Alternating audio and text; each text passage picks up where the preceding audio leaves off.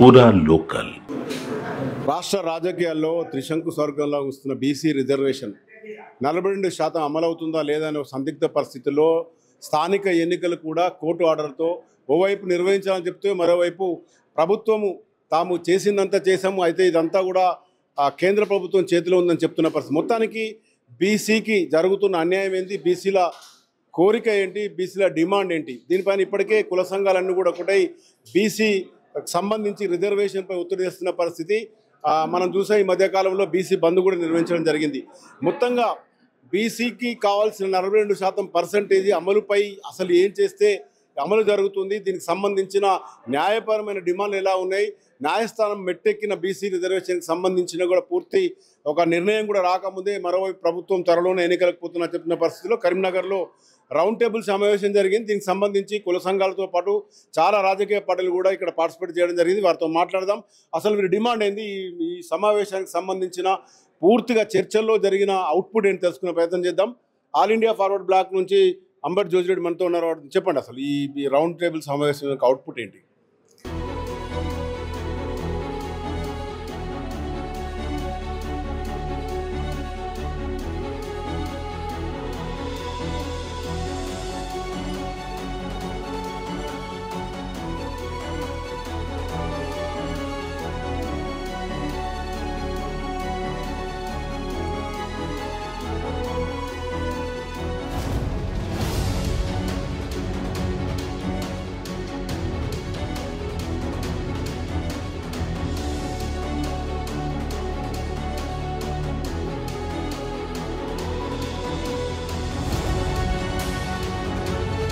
Round table సమావేశం యొక్క output ఏంటంటే, ఈరోజు ఏదైతే 42% రిజర్వేషన్ని కేంద్ర ప్రభుత్వం అడ్డుకుంటుందో దానికి వ్యతిరేకంగా ఏం చేయాలి, కార్యాచరణ ఏంటి, అసలు బీజేపీ పార్టీలో ఉన్న బీసీ మంత్రులు కావచ్చు, ఎంపీలు కావచ్చు, వాళ్ళు ఏం చేస్తున్నారు అనే దాని మీద ఎక్కువ చర్చ చేయడం జరిగింది.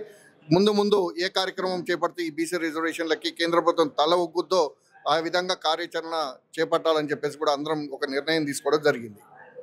అంటే ఇప్పుడు ఈ రౌండ్ టేబుల్ సమావేశానికి సంబంధించి బీసీకి సంబంధించి ఎవరు అడ్డుకుంటారనేది మీరు స్పష్టంగా తేల్చారా? ఈరోజు మనం గమనించినప్పుడు ప్రజలందరూ కూడా గమనించాల్సిన విషయం ఏంటంటే, కాంగ్రెస్ ప్రభుత్వము ఇస్తా అని చెప్పింది, వాళ్ళు అసెంబ్లీలో తీర్మానం చేయడం జరిగింది, అదేవిధంగా జీవో ఇవ్వడం జరిగింది. కోర్టులో జీవో పక్క పెట్టినా కూడా ఆ రోజున రాజ్యాంగ అసెంబ్లీలో తీర్మానం ఏదైతే జరిగిందో ఆ తీర్మానానికి సపోర్టుగా బీజేపీ కూడా ఆ రోజు పాల్గొన్నది అసెంబ్లీలో. కానీ కేంద్ర ప్రభుత్వంలో పెండింగ్ పడింది, రాష్ట్రపతి ముత్తర ఆగిపోయి అక్కడ పెండింగ్ పడింది. కాబట్టి ఇలా కేంద్ర ప్రభుత్వం బాధ్యత. కాబట్టి అక్కడ ఉన్నది ఎవరు? అక్కడ బీజేపీ ప్రభుత్వం ఉన్నది, బీసీ ప్రధానమంత్రి ఉన్నాడు, బీసీ మంత్రులు ఉన్నారు, అయినా కూడా బీసీ ఎంపీలు ఉన్నా కూడా మన తెలంగాణ 42% కోసం ఎవరు మాట్లాడకుండా నోరెత్తకుండా చూస్తున్నారు. కాబట్టి వాళ్ళకి వ్యతిరేకంగానే వాళ్ళే వ్యతిరేకాలని చెప్పేసి మేము భావిస్తున్నాం. ఈ రౌండ్ టేబుల్ సమావేశంలో మీరు కమ్యూనిస్ట్ పార్టీ తరఫున ఎలాంటి నిర్ణయం తీసుకున్నారు? ఈ యొక్క రౌండ్ టేబుల్ సమావేశంలో ఈ యొక్క బీసీ బిల్లుకు వ్యతిరేకంగా బీజేపీ ప్రభుత్వం పనిచేస్తుందని చెప్పి ఒక నిర్ణయం జరిగింది. అదేవిధంగా ఈ యొక్క కాంగ్రెస్ ప్రభుత్వం కూడా బీసీ బిల్లును ఆమోదించాలని చెప్పి గవర్నర్ దగ్గర, రాష్ట్రపతి దగ్గర కూడా లేఖలు రాసి అక్కడికి ఈ జీవోలను అమలు చేయండి, 42% మేము అమలు చేస్తామని చెప్పి ముఖ్యమంత్రి చెప్పినా కానీ మొట్టికాయలు వేస్తూ బీజేపీ ప్రభుత్వం మొండిగా వ్యవహరిస్తూ ఉంది. బీజేపీలో ఉన్నటువంటి బీసీ ఎమ్మెల్యేలు, ఎంపీలు, మంత్రులకు విజ్ఞప్తి చేస్తా ఉన్నాం, ఈ యొక్క బీసీ బిల్లును ఆమోదించండి. ఇది రాజకీయాలు కాదు, ఇది అందరికీ ఉపయోగపడేటువంటి ఈ యొక్క రిజర్వేషన్ అమలు చేయాలని చెప్పి కోరుతా ఉన్నాం. ఈ అమలుకు సంబంధించి అడ్డంకులు, న్యాయపరమైన అడ్డంకులు చూస్తే రాజ్యాంగం ప్రకారం కూడా పర్సంటేజ్ దాటుతుందని ఒక న్యాయపరమైన అడ్డంకి వస్తున్న సందర్భంగా అసలు ఇది పాసిబుల్ అవుతుంది అనుకుంటున్నాను? పాసిబుల్ అవుతుంది. గత ప్రభుత్వంలో ప్రధానమంత్రి పివి నరసింహారావు గారు ఉన్నారు, తమిళనాడులో జయలలిత గారు ఉన్నారు, కాంగ్రెస్ ప్రభుత్వంలో కొట్టాడి తెచ్చినటువంటి జయలలిత ముఖ్యమంత్రి గారు 67% రిజర్వేషన్ తెచ్చుకున్నారు. పాసిబుల్ అవుతుంది, కాదనే సమస్య లేదు. ఇప్పటికైనా ఈ తెలంగాణ రాష్ట్ర కాంగ్రెస్ పార్టీ ఢిల్లీ పోయి హైదరాబాద్ ఢిల్లీ పోవడం కాదు, అఖిలపక్ష నాయకులను పట్టుకొని, బీసీ నాయకులను పట్టుకొని, కుల సంఘాల నాయకులను పట్టుకపోయి ఢిల్లీలో మీరు పోయి జంతర్ మంతర్గా ధర్నా చేసుడు కాదు, పార్లమెంట్ ముట్టడి చేయండి.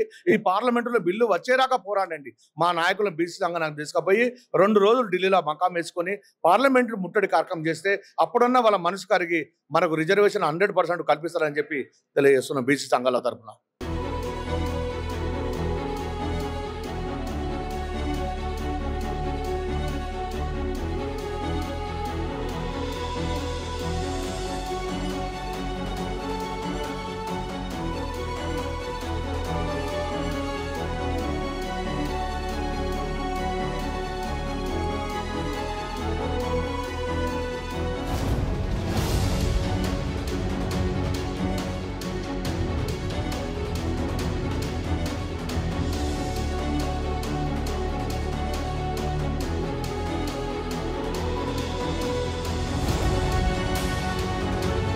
మీరు డిమాండ్ ఏంటి ప్రభుత్వానికి నేరుగా ఇప్పుడు ఏం చెప్పదలుచుకున్నారు?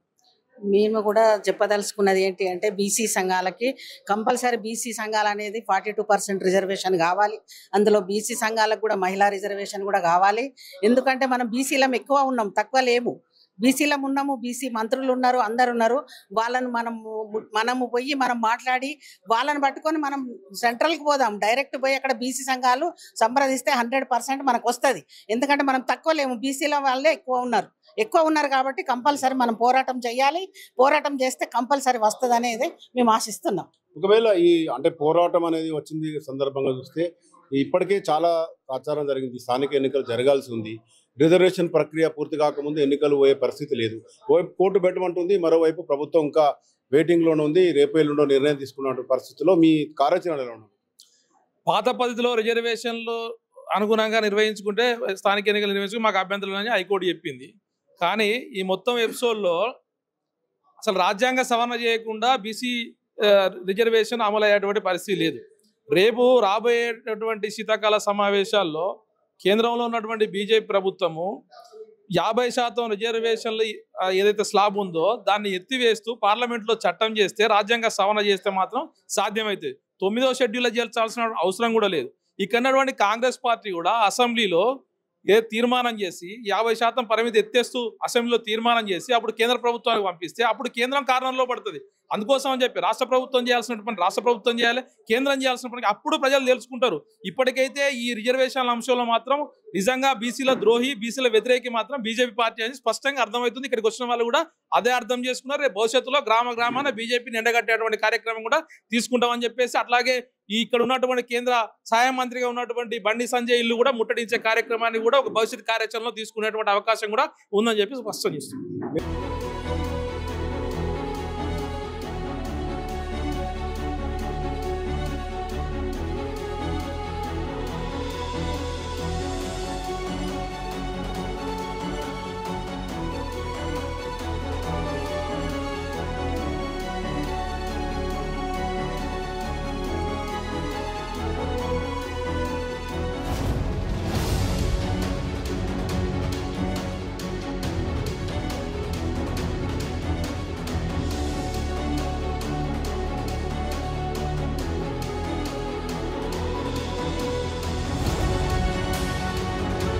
చెప్పండి. బీఎస్పీ పార్టీ మొదటి నుంచి కూడా బహుజన సమాజం సంబంధించి ఉత్తరప్రదేశ్లో కూడా చాలా జరిగింది, అక్కడ కూడా ఇంప్లిమెంట్ కాలేదు రిజర్వేషన్.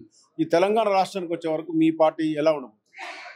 అంటే ఉత్తరప్రదేశ్లో కూడా మాయావతి గారి ప్రభుత్వం ఏర్పాటు అయిన వెంటనే దాదాపు 12 మందికి మంత్రి పదవులు ఇచ్చి, అదేవిధంగా బీసీల కోసమే ఒక జాతీయ పార్టీని ఏర్పాటు చేసినటువంటి పార్టీ ఏదైనా ఉంది అంటే బహుజన్ సమాజ్ పార్టీ. మాన్యశ్రీ కాంశీరామ్ గారు ఏం చెప్పారంటే బీసీల సమస్యే ఈ భారతదేశ సమస్య అనేటటువంటి నిదానంతో అప్పుడు ఉన్నటువంటి మండల కమిషన్ అమలు చేయడంలో, బీసీ రిజర్వేషన్ అమలు చేయడంలో దాదాపు 42 రోజులు ఈ ఢిల్లీలో జంతర్ మంతర్ దగ్గర దీక్ష చేసినటువంటి సందర్భం. ఆ దీక్ష చేస్తున్నటువంటి సందర్భంలో ఇప్పుడు ఏదైతే తెలంగాణ రాష్ట్రంలో ఉన్నటువంటి కాంగ్రెస్ కానీ, ఇప్పుడు కేంద్రంలో ఉన్నటువంటి భారతీయ జనతా పార్టీ, ఈ 2 పార్టీలు కూడా పూర్తిగా వ్యతిరేకించినాయి. అప్పుడు ఉన్నటువంటి ఎల్కే అద్వానీ గారు కమండలి రథయాత్ర అని చెప్పి వారు యాత్ర చేశారు. అయితే ఇప్పుడు ఉన్నటువంటి కాంగ్రెస్ కూడా అప్పుడు వ్యతిరేకించినటువంటి పరిస్థితి ఉంది. మేము ఏం చెప్తా ఉన్నామంటే ఏదైనా బీసీలకు రిజర్వేషన్లు అమలు చేయాలని చెప్పినటువంటి ఇప్పుడు తెలంగాణలో ఉన్నటువంటి రాష్ట్ర ప్రభుత్వం ముందుగా వాళ్ళ మంత్రివర్గంలో కూడా 42% రిజర్వేషన్ అమలు చేయాలి. ఉన్న మంత్రివర్గంలోనే రిజర్వేషన్ అమలు చేయకుండా మా బీసీ సోదరులను, బీసీలందరినీ కూడా మభ్యపెట్టే దిశగా అయితే ఇప్పుడు జరుగుతూ ఉంది. తప్పకుండా బీసీలందరికీ కూడా రిజర్వేషన్ అమలులో బహుజన్ సమాజ్ పార్టీ ముందు నుంచి కూడా బహుజన్ల కోసం పోరాటం చేస్తున్నటువంటి పార్టీ. రేపు బీసీ రిజర్వేషన్లకు సంబంధించి కూడా మేము అన్ని రంగాల్లో కూడా ముందుంటామని చెప్పి ఈ సందర్భంగా చెప్తూ ఈ నెల 29వ తారీఖు కూడా హైదరాబాద్లో ఇందిరా పార్క్ దగ్గర కూడా మహాధర్నా కార్యక్రమాన్ని కూడా రిజర్వేషన్ అమలు చేయాలని చెప్పి కూడా మేము పోరాటం చేస్తామని చెప్పి ఈరోజు మన బీసీ వ్యతిరేకుల మీద మరి ఫార్వర్డ్ బ్లాక్ పార్టీ నాయకులు రౌండ్ టేబుల్ సమావేశం నిర్వహించారు. ఈ రౌండ్ టేబుల్ సమావేశంలో ఏంటంటే ముఖ్యంగా కేంద్ర ప్రభుత్వం చేసే పనిని అమలు పరచలేదు కాబట్టి 42% రిజర్వేషన్ బీసీలకు అనుగదొక్కే విధంగా తయారు చేస్తారు. ఎందుకంటే రాష్ట్ర ప్రభుత్వం ఆల్రెడీ రాష్ట్ర ప్రభుత్వంలో మంచి లక్షణాలు ఉన్నాయి. ఎందుకంటే తెలంగాణ ఉద్యమం జరిగినప్పుడు సోనియా గాంధీ మరి ఇంత ఉద్యమాలు చూసి ఇంత వేసి చాలా మంది అట్టడుగున వర్గాలు బీసీ కులాలు ఎంతో మంది ఉద్యమాలు పాల్గొన్నారు కాబట్టి అప్పటి నుండి ఇప్పటి వరకు ఆమె తెలంగాణ రాష్ట్రానికి మరి అప్పుడు ఇచ్చింది. కానీ ఇప్పుడు కూడా కాంగ్రెస్ ప్రభుత్వం మరి 42% రిజర్వేషన్ అన్ని అమలుపరిచినప్పుడు కూడా కేంద్ర ప్రభుత్వం అమలుపరచలేదు. ఇక్కడ వచ్చిన సిపిఐ సిపిఎం అదే అనుబంధ సంఘాల వివిధ పార్టీ నాయకులు ఏమన్నారు తీర్మానం చేశారంటే మేము తీర్మానం చేయలేదు, వాళ్ళే తీర్మానం చేశారు. ఏం తీర్మానం చేశారు? ఖచ్చితంగా పార్లమెంట్లో ఒత్తిడి చేస్తే ఖచ్చితంగా ఈ 42% రిజర్వేషన్ అమలు అవుతుంది, లేకపోతే మరి బండి సంజయ్ గారి ఇల్లు ముట్టడి చేస్తే ఈ కార్యక్రమానికి మరి అందరూ పాల్గొనాలని తీర్మానం చేశారు. ఖచ్చితంగా బండి సంజయ్ గారి ఇల్లు ముట్టడి చేస్తే ఆయన ఒత్తిడి చేస్తే ఆయన అక్కడ ఒత్తిడి చేస్తారు కాబట్టి ఖచ్చితంగా ఈ కార్యక్రమం అమలు అవుతుంది అని చెప్పి రౌండ్ టేబుల్ సమావేశంలో తీర్మానం చేయడం జరిగింది.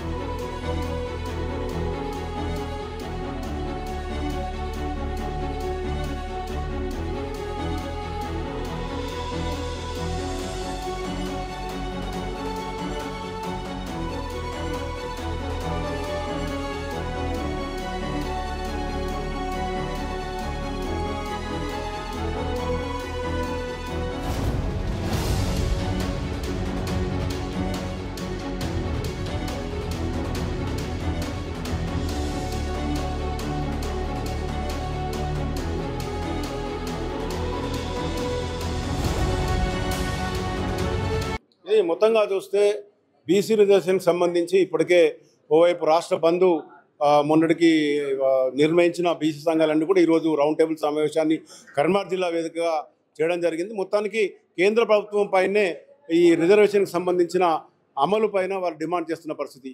కెమెరా పర్సన్ మైదర్తో మధుకరెడ్డి, పూర్వ లోకల్ న్యూస్, కరీంనగర్.